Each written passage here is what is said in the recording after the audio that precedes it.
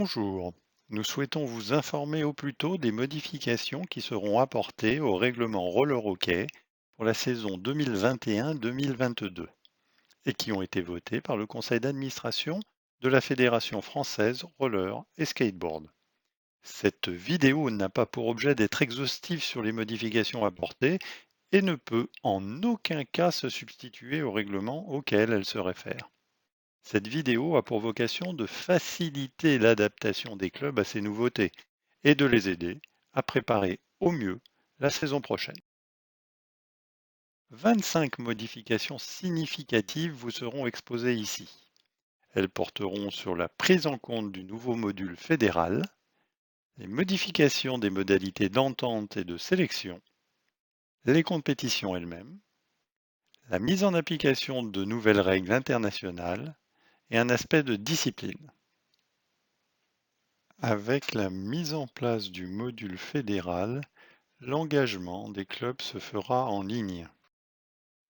Tout engagement en retard sera sanctionné d'une pénalité financière égale à une pénalité de niveau 2 par jour de retard, à concurrence de 7 jours et sera refusé au-delà. La saisie des rapports officiels de match devra être effectuée dans le module de résultats. Selon les compétitions, il devra être effectué directement en ligne pendant la rencontre ou après la fin de la rencontre dans le délai fixé au règlement particulier de la compétition ou à défaut avant le dimanche minuit suivant la rencontre.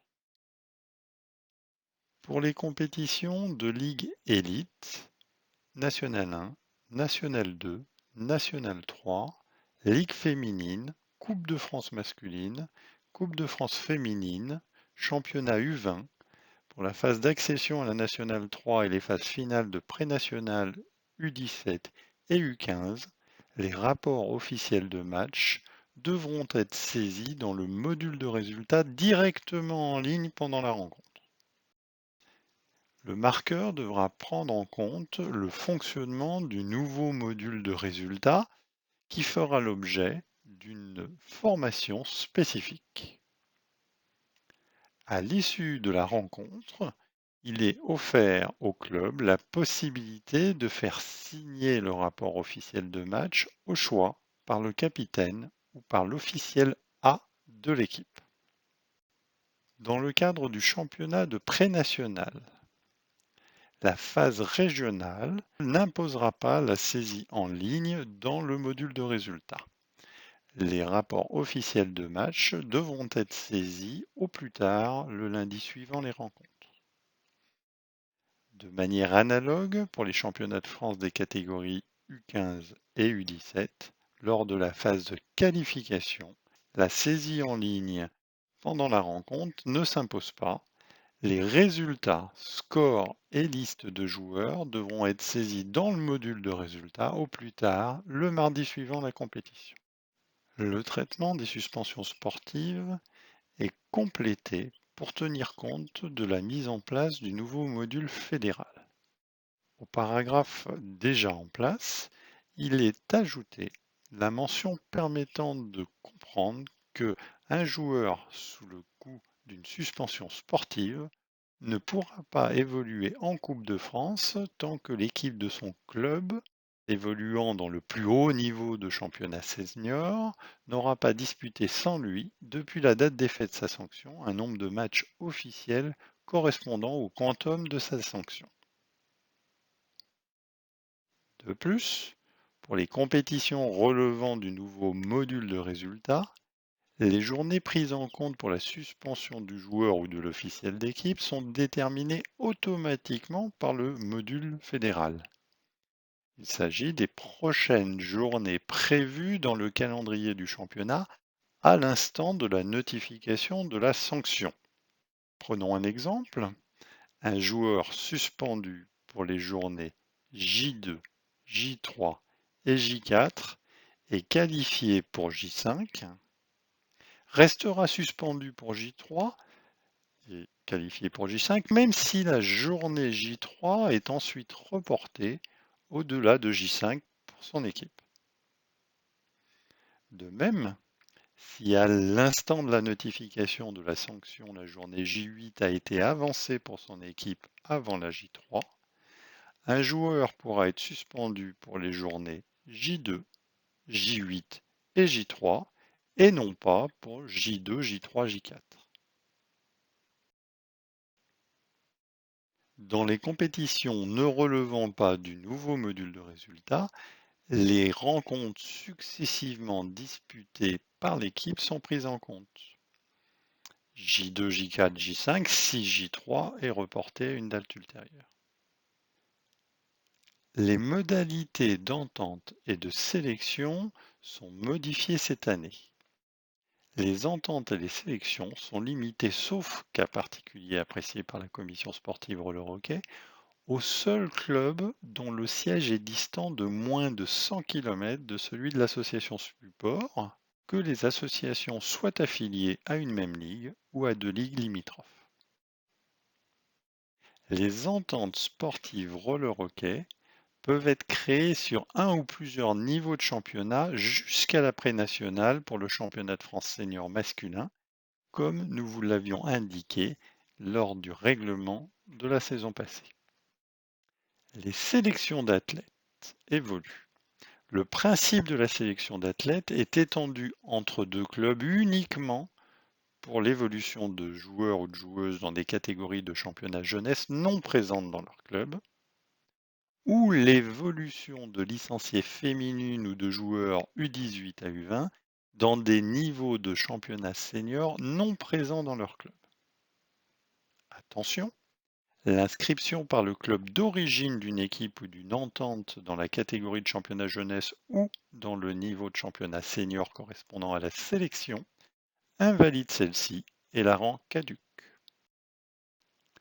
Une entente sportive peut recevoir des sélections d'athlètes d'autres associations dans la limite de un seul athlète par club d'origine dans la catégorie de championnat jeunesse ou dans le niveau de championnat senior correspondant à la sélection.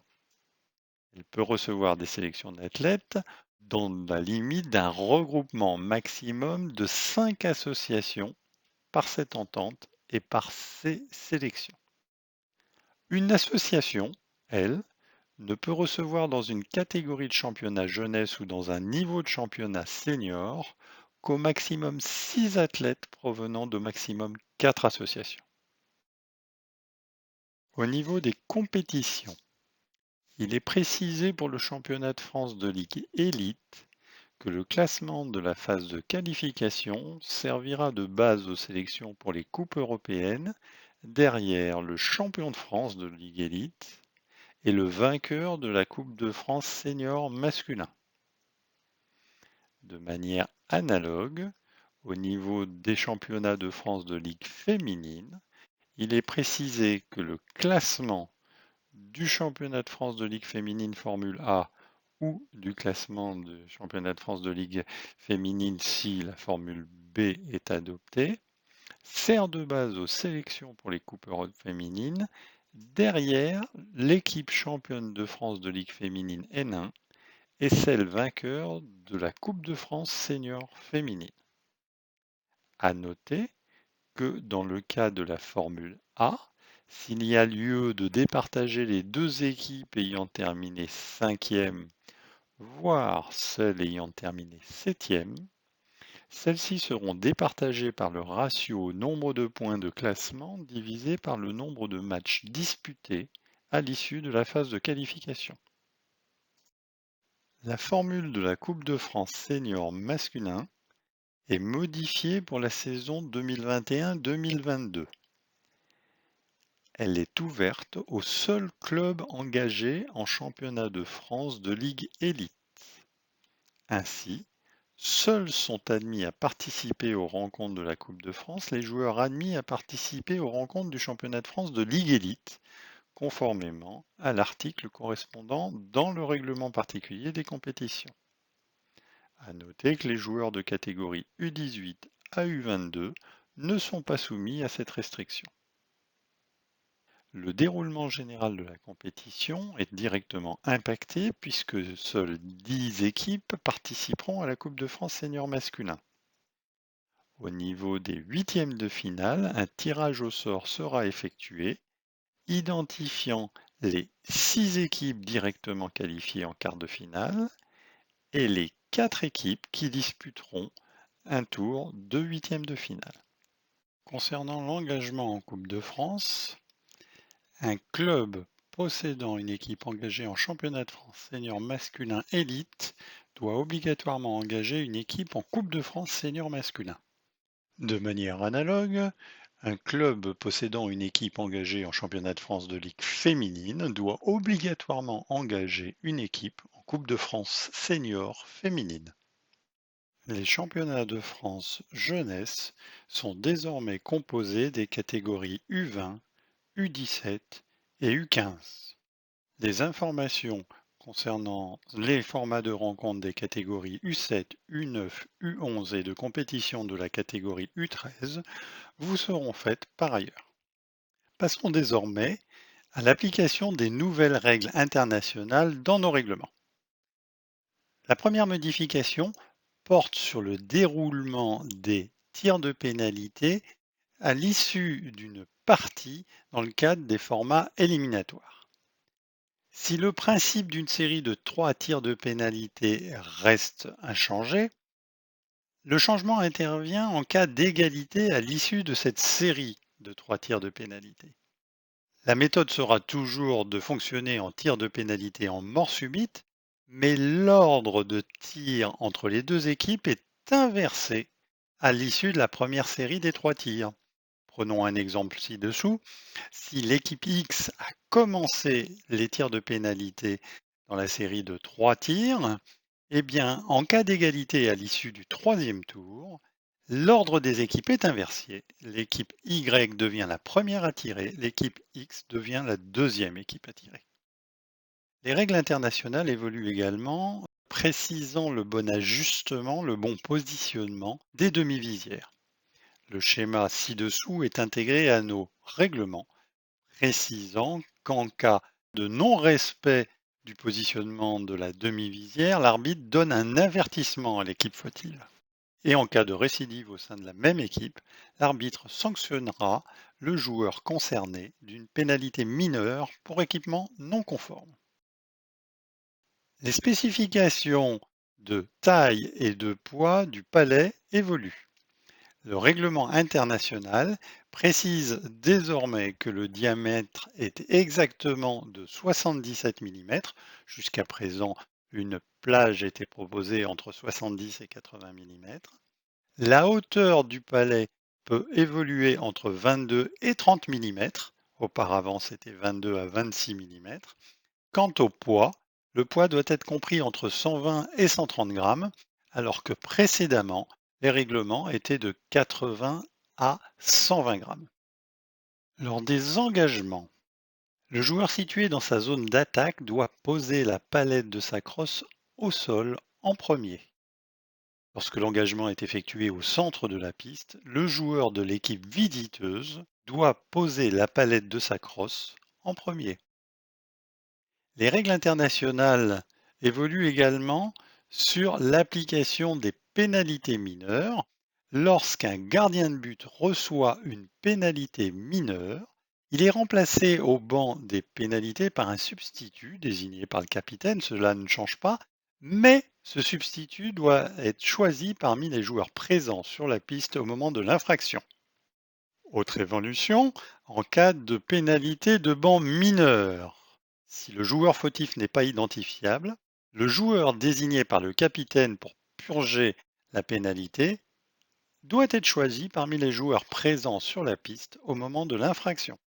De manière analogue, les règles internationales que nous appliquerons cette année prévoient que pour tout joueur recevant une pénalité majeure, le substitut qui est envoyé au banc des pénalités sur désignation du capitaine doit être choisi parmi les joueurs présents sur la piste au moment de l'infraction. De même, en cas de pénalité de match, le substitut, désigné par le capitaine, doit être choisi parmi les joueurs présents sur la piste au moment de l'infraction.